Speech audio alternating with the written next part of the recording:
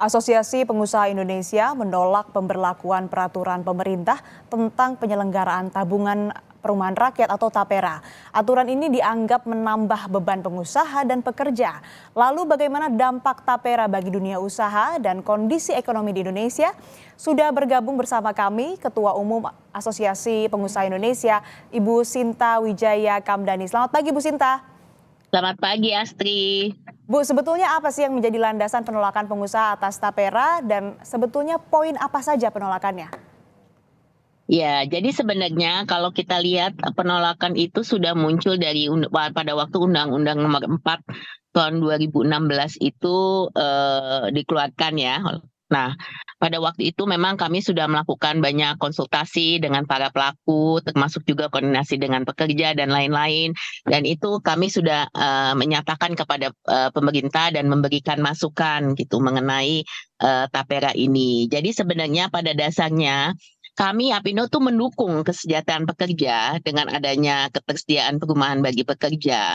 Namun PP nomor 21 ini sebenarnya kan adalah duplikasi ya daripada apa yang sudah ada pada saat ini. Jadi saat ini di BPJS Ketenagakerjaan itu tuh sudah ada yang namanya jaminan hari tua.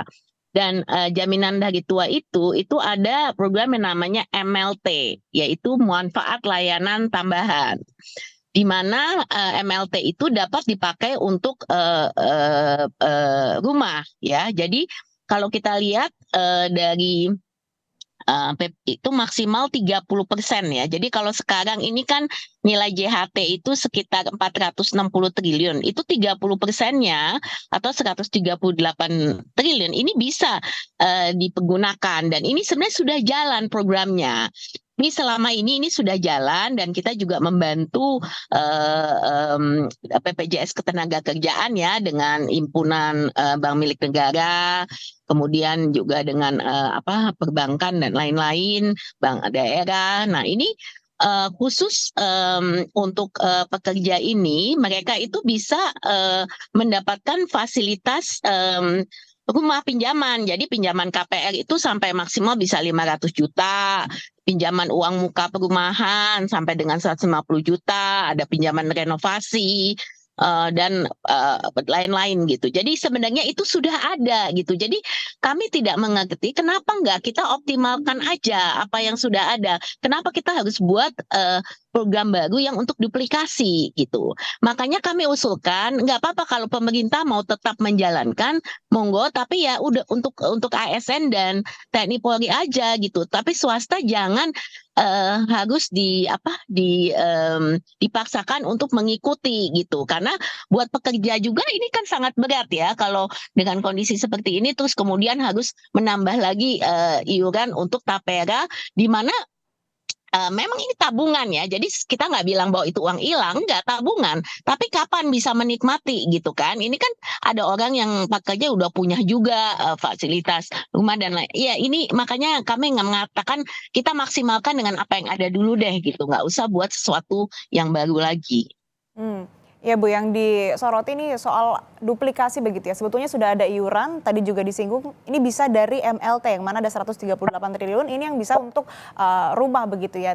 Tapi sebetulnya kalau misalkan dari pengusaha tadi disebutkan juga memang mendukung kesejahteraan pekerja. Hanya saja memang untuk TAPERA ini alangkah lebih baiknya atau harapan dari pengusaha ini tidak dibebankan kepada pekerja swasta begitu ya. Hanya untuk ASN dan juga TNI Polri saja. Iya, Tapi betul, Bu, betul. Jadi kalau kita pemerintah mau, kenapa?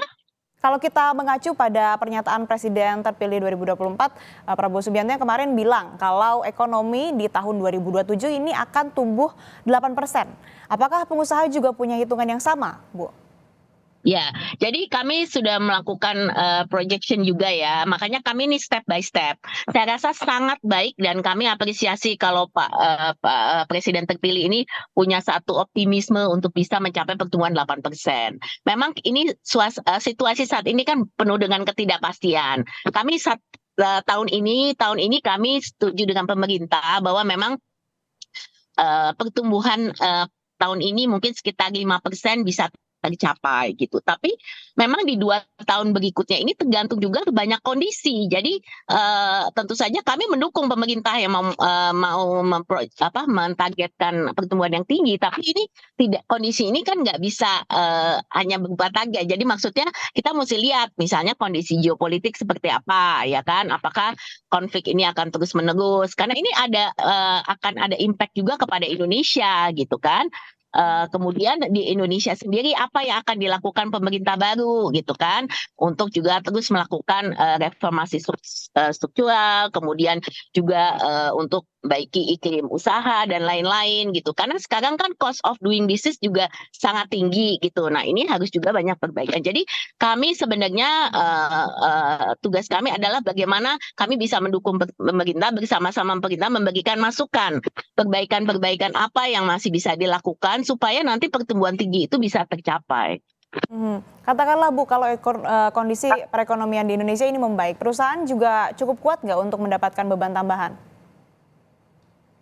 Jadi begini, saat ini yang kita fokuskan ini cost of doing business ini kan sangat tinggi, ya kan?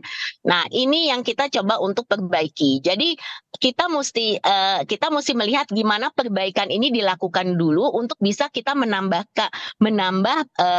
memperbaiki situasi yang saat ini dialami. Dan ini termasuk kita mesti lihat selalu kan supply demand, ya kan?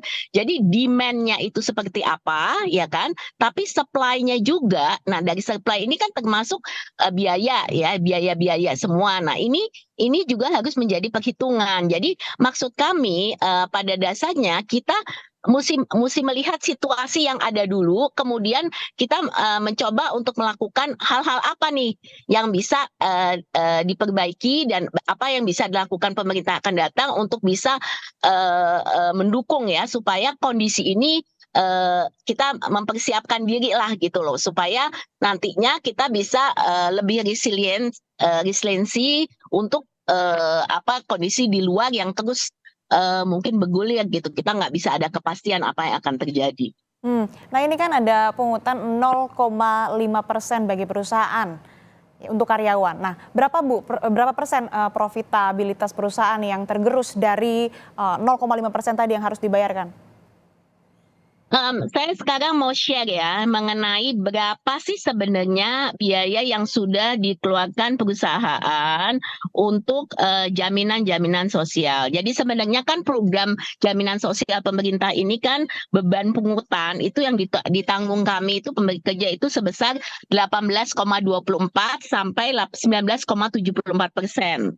Nah, dari penghasilan pekerja. Nah, itu rinciannya tentu saja ada jaminan sosial ketenaga kerjaan, ya jam sosek ya, kemudian ada JHT, ada jaminan kecelakaan kerja, ada pensiun, ada jaminan sosial kesehatan, dan lain-lain deh banyak. Jadi jumlah itu saja saat ini kan sudah cukup signifikan gitu. Jadi kami melihat on top of that sebenarnya fasilitas perumahan itu sudah ada di dalamnya gitu. Jadi makanya kenapa kami pada saat ini tidak mendukung adanya tambahan iuran baru. Itu sebenarnya yang jadi isu.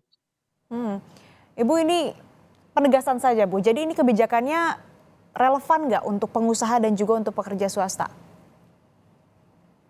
Kebijakan apa? Kebijakan terkait dengan tapera ini, potongan. Yang baru ini. Betul.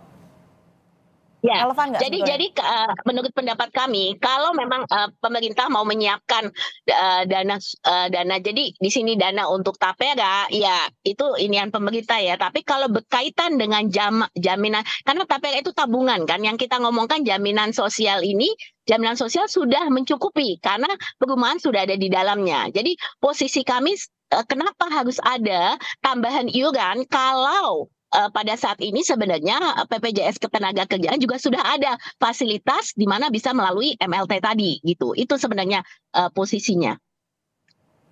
Nah kan kemarin kan Presiden Jokowi menganalogikan program tapera ini dengan BPJS Kesehatan yang awalnya memang sempat jadi pro kontra lalu diterima. Nah, Bu Sinta ini melihat apakah nanti ke depannya tapera ini akan sama seperti BPJS Kesehatan? Saya rasa ini berbeda ya, gitu. Kita bicara ininya agak berbeda karena kalau kita melihat Tapera ini kan sebenarnya bukan program jaminan sosial kan maunya, ini kan program tabungan.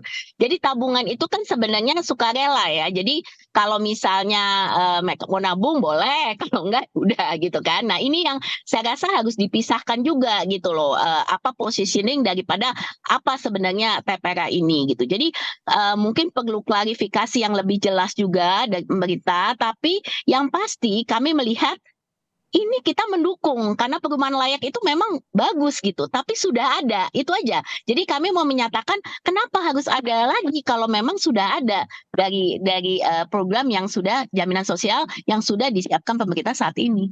Jadi dua hal yang berbeda ya Bu. Lalu bukan kemarin Apindo sudah bersurat ke Presiden Jokowi. Sudah ada respon soal ini atau Apindo sudah komunikasi dengan pemerintah atau pihak lainnya?